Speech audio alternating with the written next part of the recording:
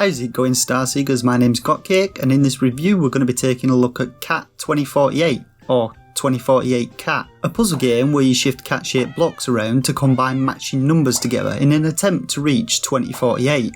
Now, as always, if you enjoy this review and it helps you out, hit that like button, and consider subscribing to the channel where I post new Switch indie game reviews every few days. So 2048 Cat is a port of an Apple and Android mobile game, which is a port of a browser-based game. And as we hit the main menu, we're treated to some cutesy animated cat images and an incredibly upbeat happy audio loop. We have a couple of options in this menu. Firstly, we can check out the information about the game's creator, that being Milo Games Inc. And then we can take a look at the controls for the game. These basically give us a reminder on how addition works, and then we learn that we can actually press up, down, left or right on our analog or D-pad. What all this translates to in game is that we have to move cats with the same numbers into each other. They will then be added together to create a bigger number, and so the cycle continues.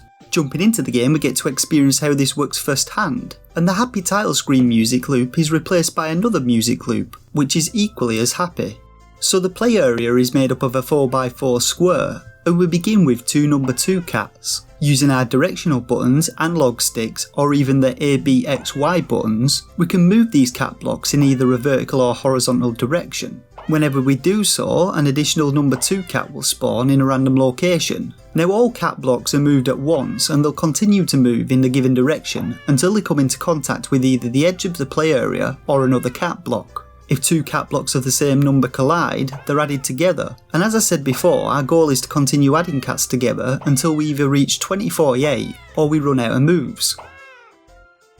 Now the in-game music also starts to wear a little thin after about 5 minutes of listening to it, but luckily you can mute it from within the in-game options menu. So each time you play the game you'll likely get a little better at it and learn a little more about how you can manipulate the blocks in order to create higher combinations. But throughout my time playing, my thoughts flipped between me thinking that I'd worked out a bit of a sequence in which to combine blocks, to thinking that there actually wasn't any sort of process or skill involved, and that a lot of the gameplay was down to luck. One of the main reasons for this was due to the cat block spawning in a random location. This meant that you could forward plan a sequence to combine blocks, but then a cat block would appear, destroying your whole plan. You then have to make another plan, only to have it destroyed again when another cat block appears. I also found that it took about 5 minutes of playing in order to get to a point where you were having to think logically about how you were going to move blocks. But I quickly learned that you can get things started faster by mashing all the face buttons randomly for a few seconds.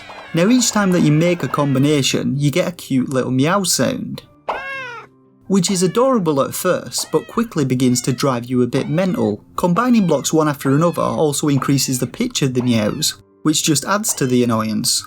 But luckily there's a button in the options menu that allows you to mute these in-game sounds. So after about half an hour of playing the game in silence, you're likely to have either uninstalled the game or, like me, think it's not too bad. It's actually quite a relaxing puzzle game where you don't really have to think too hard and it plays fine as a little time filler. The game also has a leaderboard which can be accessed from the main menu, so you can just work at beating your high score each time you play. Other than this, there's not much to say about the game, so we'll now come to rating it. Now I rate games between 1 and 5 stars, with the shovelware stamp of approval reserved for the worst games on the eShop. This rating's based on my own personal opinion on what the game has to offer in terms of gameplay and value for money for potential buyers. And for a rating, I'd give 2048 Cat a shovelware stamp of approval. Now I know what you're thinking, but Kate, you said the game was not too bad. But hear me out before you start hitting that dislike button. Now I said that the game was a port of a mobile game. Well, to be honest, that was a bit of an understatement. The game's in fact a port of hundreds of 2048 Android and Apple games, which in turn are ports of hundreds of different browser 2048 games. There are even 2 other 2048 games already on the Switch eStore. The first is called History 2048, which has an isometric perspective and some decent graphics. And the second, which seems to be the best, is called 2048 Battles, which features a multiplayer mode for up to 8 players, bigger boards with different themes, and special abilities which you can activate. So my reason for branding this game as shovelware is simple. With 2048 Cat, there's no attempt to put a creative spin on the 2048 formula whatsoever. The graphics are cute but simple, and the game has 2 audio loops and 1 sound effect. It's just another one in 1,000 other versions of the game that have been churned out over the years, and it seems like the developers of the game are just trying to make a quick couple of quid by flogging it on the eShop. If you own a mobile phone, then there's no point in wasting money on this game for the Switch.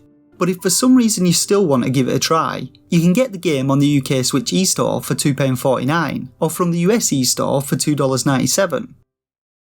And that's it for this review of 2048 Cat. If you enjoyed it and I managed to save you a bit of money, why not show your appreciation by hitting that like button? And while you're at it, consider subscribing to the channel for future Switch indie game reviews. For now though, I just want to thank you all once again for watching, and until next time, game on.